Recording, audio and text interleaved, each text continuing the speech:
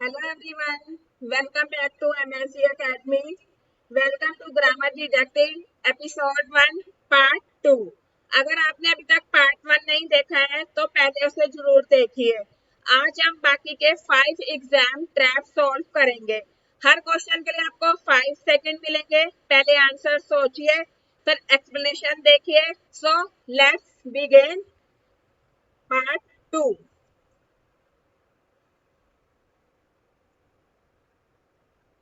चलिए देखिए पार्ट 2 का फर्स्ट क्वेश्चन।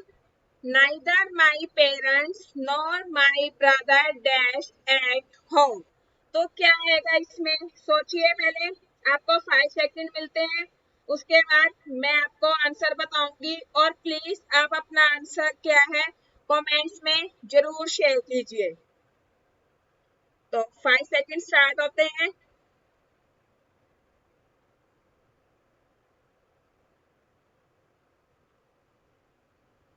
तो चलिए, neither my parents nor my brother at home. अब मैनी स्टूडेंट्स क्या करते हैं, यहाँ पे आर चूज करते हैं because they notice the word parents. Mostly सभी का ध्यान पेरेंट्स पे जाता है। मोस्टली स्टूडेंट्स क्या करते हैं कि पेरेंट्स है तो प्लूरल है तो आर लगा देते हैं। ये रॉन्ग है। अब इसमें क्या लॉजिक है, सिर्फ आपको लॉजिक को माइंड में रखना है। कोई आपको रटना नहीं है, कोई रूल्स नहीं बता रही, सिर्फ एक लॉजिक है जिसे आपको आपके माइंड में रखना है। तो क्या है, ये लॉजिक है नॉर। नॉर के बाद आपको सब्जेक्ट देखना है कि नॉर के बाद क्या सब्जेक्ट है। नाइदर नॉर वाले केसेस में क्या होता है, हम क्या नोटिस करना होता है कि नॉर के बाद जो सब्जेक्ट है वो सिंगुलर है या प्लूरल। तो नॉर के बाद सब्जेक्ट क्या है, माई ब्रदर। ये माई ब्रदर आपका क्या है, ये सब्जेक्ट है। तो आपको नाइदर नॉर आइदर नॉर वाले केसेस में क्या करना है, नॉर के बाद वाला सब्जेक्ट देखना है कि वो सिंगुलर है या प्लूरल है। अगर तो वो सिंगुलर है तो क्या आएगा, इज। अगर वो प्लूरल है तो क्या आएगा, आर। तो यहाँ पे माई ब्रदर है, सिंगुलर है, तो राइट आंसर इज। यहाँ पर इज आएगा। अगर सेंटेंस ये होता neither my brother nor my parents, अब सेंटेंस अगर उल्टा हो जाता, ब्रदर यहाँ आ जाता और पेरेंट्स यहाँ पर, तब पेरेंट्स क्या होता, प्लूरल। तो वहां पर क्या लगता, आर। तो वहां पर आर यूज हो जाता। तो एग्जामिनर कहाँ आपको ट्रैप करते हैं, एग्जामिनर आपको ट्रैप करते हैं यहाँ पर, जहां पर इन्होंने क्या दे दिया, माई पेरेंट्स। और स्टूडेंट्स यहीं पर कंफ्यूज हो जाते हैं। स्टूडेंट्स माई पेरेंट्स देखकर आर लगाते हैं, वहां कंफ्यूज होते हैं। लेकिन हमें नॉर के बाद वाला सब्जेक्ट देखना है। अगर वो सिंगुलर है, माई ब्रदर है, तो क्या आएगा, इज। अगर वो प्लूरल है तो क्या आएगा, आर। अब इसी से रिलेटेड मैं एक एग्जांपल और बताती हूँ। अगर यहाँ पे होता neither the teacher nor the principal, तो क्या होता, neither the teacher nor the principal. तब क्या लगाते हैं हम, तो नॉर द प्रिंसिपल। प्रिंसिपल क्या है, सिंगुलर है, तब भी उस केस में क्या होता, इज यूज होता। तो आपको क्या ट्रिक माइंड में रखनी है, नाइदर नॉर, हम यहाँ लिख देते हैं, नाइदर नॉर वाले सेंटेंस में आपको क्या ट्रिक माइंड में रखनी है कि neither nor always singular. Nor के बाद वाला सब्जेक्ट अगर सिंगुलर है तो आपका आंसर इज होगा। अगर नाइदर नॉर के बाद वाला सब्जेक्ट प्लूरल है तो आंसर आर होगा।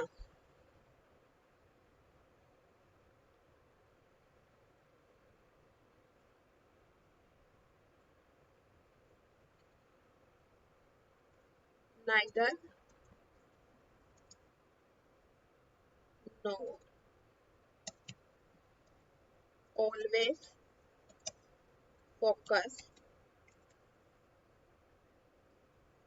always focus on the subject after no।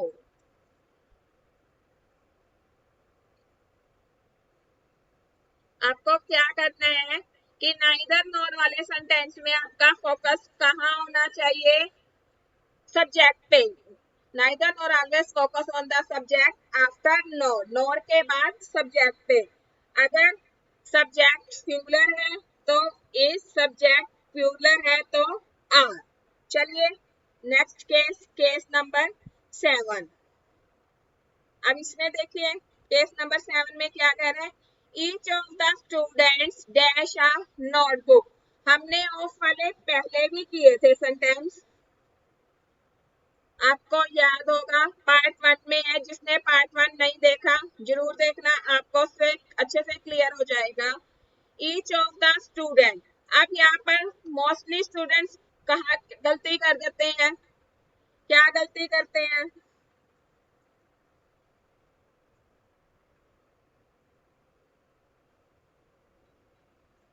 कि स्टूडेंट्स देखकर कंफ्यूज हो जाते हैं। स्टूडेंट्स देखकर वो क्या कर देते हैं, या है ज्यादातर स्टूडेंट्स यही यूज करते हैं। तो each of the student case में स्टूडेंट्स प्लूरल है, लेकिन मैंने आपको बताया था जब भी ऑफ द कोई आ जाए, ऑफ वाले सेंटेंस में हमें ऑफ से पहले वाला सब्जेक्ट देखना है। तो पहले वाला सब्जेक्ट क्या है, ईच। ईच क्या है, सिंगुलर। तो सिंगुलर के लिए हम क्या यूज करेंगे, each of the student dash a notebook. Please अपना आंसर कमेंट में जरूर बताइए।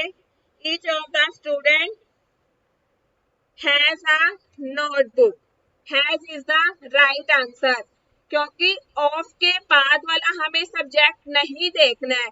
जब भी ऑफ द कोई केस आए तो आपने ऑफ से पहले वाला सब्जेक्ट देखना है।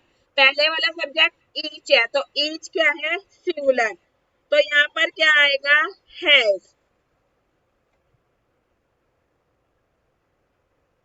चलिए नेक्स्ट केस 8। अब केस 8 में देखिए क्या है, द न्यूज डैश शॉकिंग। अब यहाँ पर भी एग्जामिनर ने आपको ट्रैप कर दिया, कहाँ पर, न्यूज में। अब न्यूज देख के 99% स्टूडेंट्स गलती करते हैं, क्या यूज करते हैं वो, आर। वो सोचते हैं न्यूज है, ऐसे प्लूरल है तो वो आर यूज करते हैं, पर are is the wrong answer. News ये एस पे खत्म होता है, बट ये सिंगुलर है, ये सिंगुलर है। तो इसमें क्या आएगा, इज द राइट आंसर।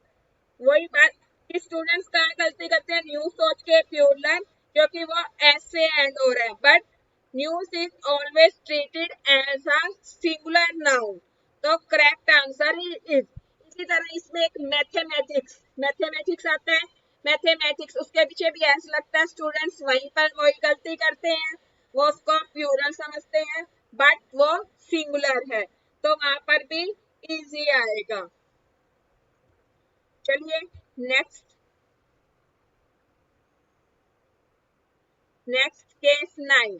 अब वही, a pair of shoes on the floor. अब यहाँ पर वही आ गया, फिर एग्जामिनर ने आपको ट्रैक किया शूज। अब स्टूडेंट्स शूज देखकर कंफ्यूज हो जाते हैं और सेम गलती करते हैं। अगर आपने इन लॉजिक्स को माइंड में रख लिया, आपने मेरे बताए हुए कि एग्जामिनर कहाँ ट्रैप करता है और उस ट्रैप से हमें कैसे बचना है, तो उसके लिए ये वीडियो बहुत यूजफुल है। तो देखिए ऑफ, ऑफ क्या है, ये प्लूरल है, स्टूडेंट्स गलती कर देते हैं, आर यूज करते हैं। तो आर क्या है आपका, रॉन्ग। मैंने अभी ऊपर भी बताया और पार्ट 1 में भी सेम यही चीज बताई थी कि जब ऑफ आ जाए तो हमें ऑफ से पहले का सेंटेंस देखना है, वो क्या है, वो सब्जेक्ट सिंगुलर है, आ पेयर। तो a pair of shoes dash on the floor, तो क्या आएगा, अब तो आपको आंसर पता ही चल गया होगा। आ पेयर, तो a pair of shoes is on the floor।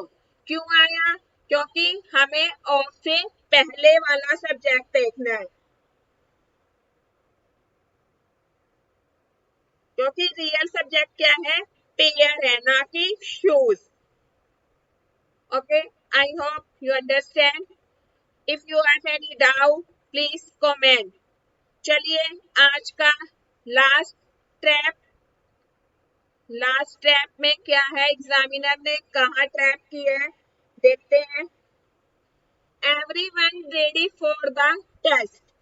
अब मैनी स्टूडेंट्स क्या चूज करते हैं, आर, क्यों, क्योंकि वो एवरीवन देखते हैं, बट क्या है, everyone is always treated singular, everyone always treated singular. तो क्या आएगा यहाँ पर, सिंगुलर से आपको पता ही चल गया होगा, तो क्या आएगा, right answer is. Everyone, each, ये सभी क्या होते हैं, सिंगुलर होते हैं, तो एवरीवन क्या है, सिंगुलर है, तो ये सिंगुलर माना जाएगा। तो आज की इस वीडियो में इतना ही। That's all for today grammar detective challenge. How many questions did you answer correctly? Let me know your score in the comments below.